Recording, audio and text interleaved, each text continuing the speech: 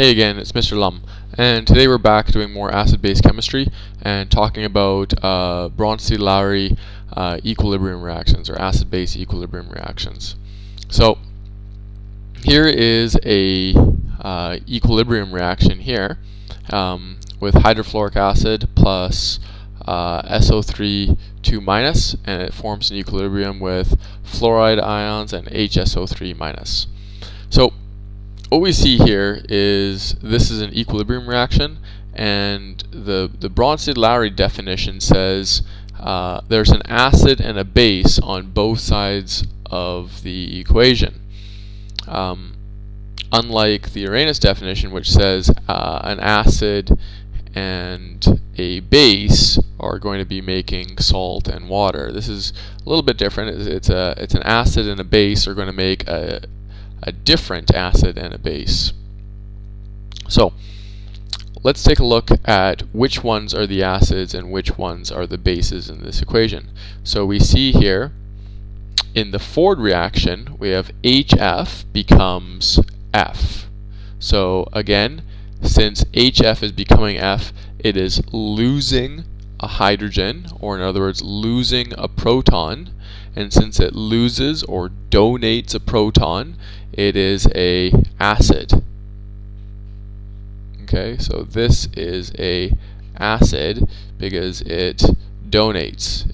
Okay, this one, from it to go from HF to F, it must donate or lose a proton. Now SO3 2-, when it becomes HSO3, it has to gain a proton, and so therefore this is a base because it accepts.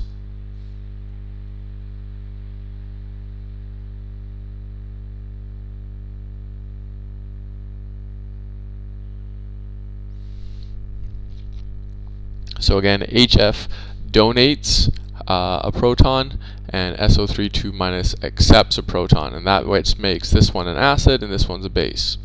Now in the reverse reaction, if we take a look at the reverse, for F going in the reverse reaction to become HF, it must gain a proton. It must gain a hydrogen ion. Okay, so for it to gain, or in other words to accept, that makes F right here also a base. Okay, because it also accepts.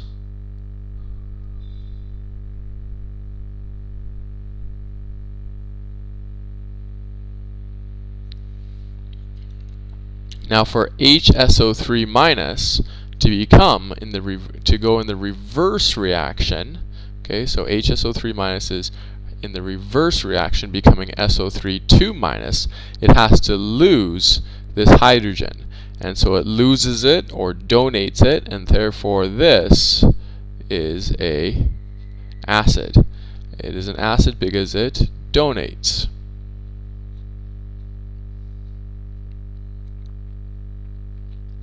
Okay. So again, we use that same definition of anything that donates is an acid and anything that accepts is a base. Now as we see here,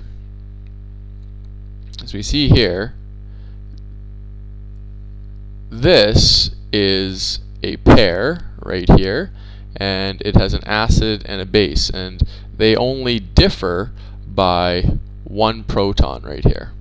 And these are a different pair, and they also differ by one proton. Okay, and we're going to be talking more about that in the next slide. So let's remember this diagram right here, and we're going to move on to the next slide.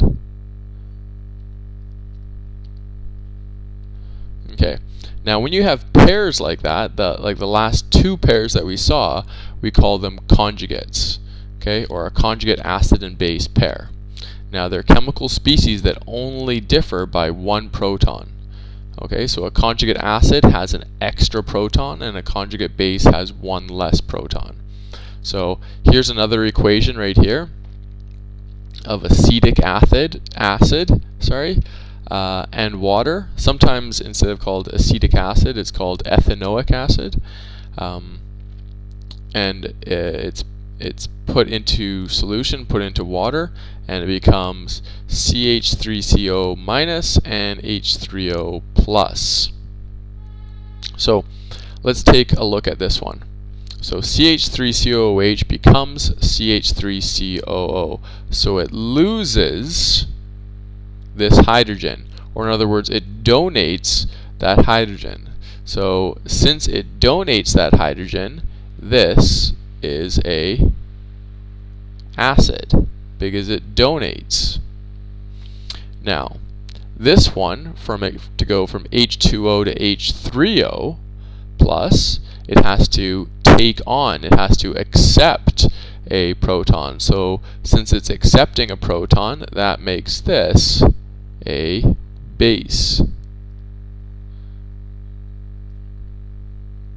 Okay, now let's look at the reverse reaction again. So CH3COO minus, if it was to reverse and go into CH3COOH, it has to, again, it has to accept a proton. And since it has to accept a proton, that makes this a base. Now for, again, H3O plus to become H2O, it must lose a proton, or in other words, it must donate a proton, and that makes this, since it is a donator, it makes this an acid. So let's talk about what our conjugate acid and base pairs are. So this is one of our conjugate acid and base pairs. Now, like the definition here says, the conjugate acid has one extra proton. So we see here's the conjugate acid. It has one more proton than its conjugate base, which has one less proton. Okay? And the only difference between this conjugate acid and conjugate base pair, they only differ by one proton, or they only differ by one H+. Okay, so the only difference between these two things is one H+, and that's what makes it a conjugate acid and base pair. Now, same thing with H2O and H3O plus. They only differ by one H+, and that makes it also a conjugate acid and base pair. So conjugate pairs, conjugate pair, we'll call it conjugate pair 1.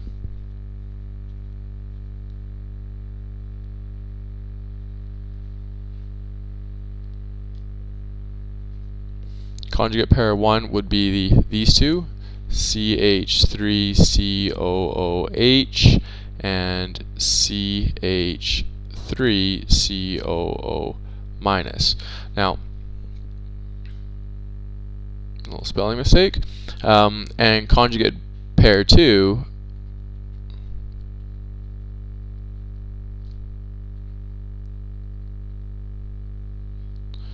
would be these ones.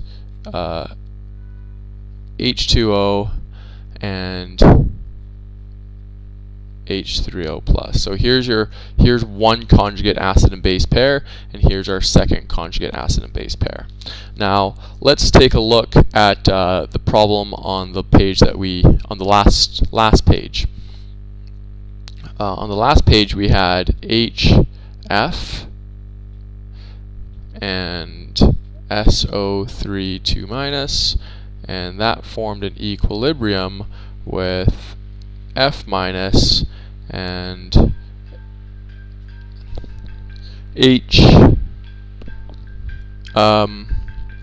HSO3 minus.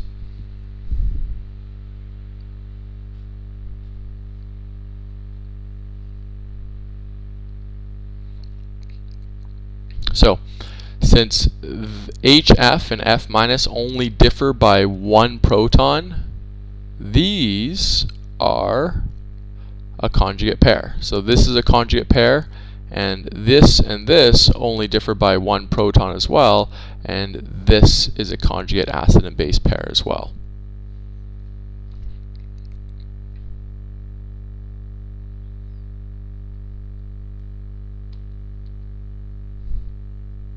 Okay, so sometimes you'll have questions like this that'll say, what is the conjugate acid of NH3? So if this is the conjugate, if this is the conjugate base, then the conjugate acid must have one more proton. Okay, so the conjugate acid of NH3 would be NH4+. Okay, so this would be the conjugate acid, and this would be the conjugate base.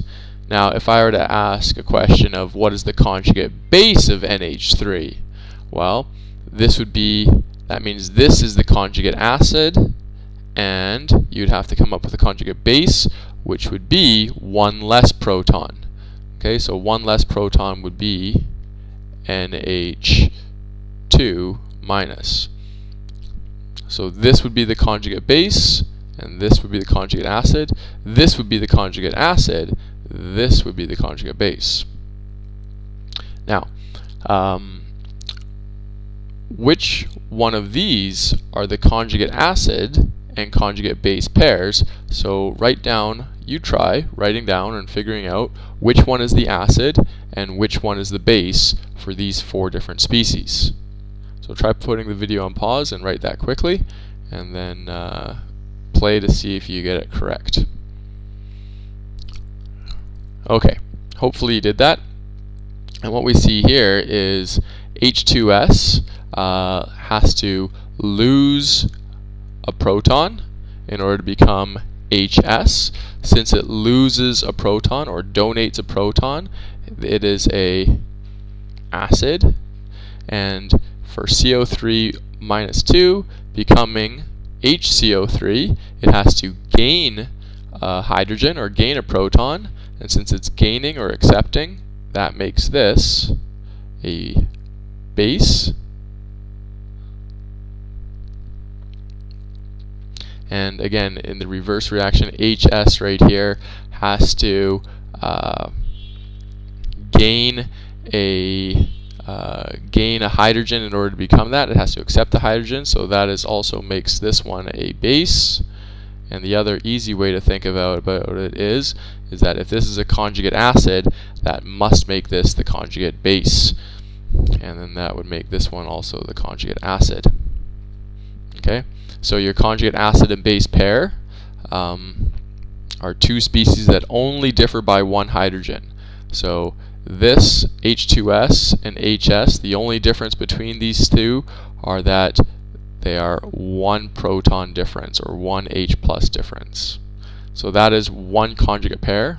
So this is a conjugate pair, and here is our other conjugate pair.